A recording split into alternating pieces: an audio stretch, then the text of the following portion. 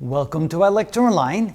Here we're going to find the points of intersection of two polar equations. The two equations are R1, 3 times the sine of theta, and R2, 3 times the cosine of theta. They're both circles. They both have a point on the origin, and then you can see that the cosine function is along the x-axis, the sine function is along the y-axis, and they do intersect at two different places. Now let's say you did not draw the two graphs and you really didn't know what they look like and you wanted to find the points of intersection. It turns out when we try to find the points of intersection for polar equations or polar graphs, it's not as easy as you think it might be. There's a little bit confusion there, so I'm going to try and explain why there's this confusion and how to deal with it. Well, first of all, let's go ahead and do it the way we normally do it for any sort of coordinate system. We simply set the two equations equal to each other to see for what value of the independent variable, in this case theta, they have a common point on the graph. So we're going to set R1 equal to R2 and then solve that simultaneously. So that means R1 being 3 times the sine of theta, and R2 being 3 times the cosine of theta. Notice we can already right away cancel out the 3's, and we can divide both sides by the cosine of theta, so that gives us the sine of theta divided by the cosine of theta, which is equal to 1, or the tangent of theta is equal to 1. Solving that for theta, what you get is you get theta is equal to the inverse tangent of 1, and of course we know that that's equal to 45 degrees, which means it's equal to pi divided by 4. And you can see that when we graph it, that's obviously the case at an angle of 45 degrees. So when we take this angle here, and we realize this angle theta equals 45 degrees, which is pi over 4, then you can see that that's where they're going to meet, that's where they're going to overlap, that's where there's going to be a point of intersection.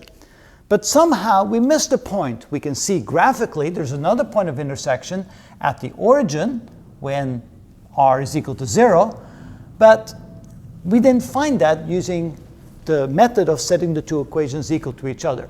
So here, if we take a look at this, and we're going to take another look at the graph, you'll see there's a reason why that was the case.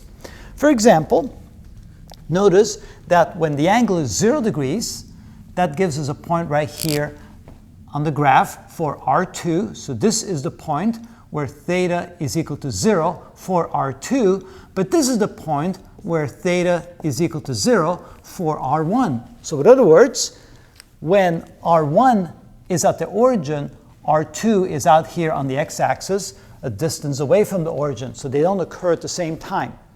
After we let theta go another 45 degrees, notice 45 degrees in this direction along this curve puts it at this location, and the same 45 degrees along this curve gets us at the same location. So when theta is 45 degrees and 45 degrees here, notice we end up at the same point, and that's the point that we found. Then if we go another 45 degrees, notice at this point, another 45 degrees, the cosine function then reaches the origin. But if I go another 45 degrees along this curve right here, I end up at this location.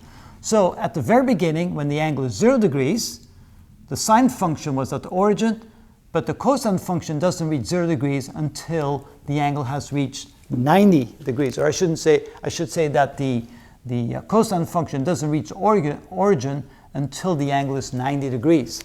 So that means that they do both get at that location, but not for the same angle theta. So there is an intersection, it just doesn't occur when theta is a particular value. You can see that here, the first function reaches 0, there the second function, the first function, the second function, the first function, so forth. So they do overlap, just not for the same angle theta. So we need to recognize that there's a point of intersection, you just can't find it using this technique. Now what about this point right here? Because if I take a look here, notice when the angle is 5 pi over 4, they both have the same value, minus 3 times the square root of 2 over 2. So why would that not be a third point of intersection? Well, it turns out that this is at the third quadrant, and in the third quadrant, both the sine function and the cosine function have negative values. So if you multiply these both by a negative value to get the r value, the distance away from the origin according to polar coordinates, that'll put you back at this location right here. So what we can do here is take a look. So we go 90 degrees, 180 degrees, which is pi. Then we go another pi over 4 here. Now we're back at this location. Same over here. If we travel a complete distance of 5 pi over 4, angular distance that is, according to the value theta, notice then we get back at this location. So even though, according to the values we would get if we plug in bigger and bigger angles, and eventually the angle 5 pi over 4, we get these two values being negative, it puts us back at this location right here, the same point that we found before at this location. So there really isn't a third point of intersection, which you might assume by looking at this value. So that's why I say it is a bit tricky. What you should do is, first of all, graph the functions, which gives you a visual picture of where the points of intersection may be. Then work it out like this, like you would traditionally, which probably will give you at least one of the points of intersection. And then you may want to go through a table of values like here to get a feel of when each of the functions reaches a certain value for the function r1 and r2. And then putting all the information together, you could probably come up with the correct set of points of intersection. And this is how it's done.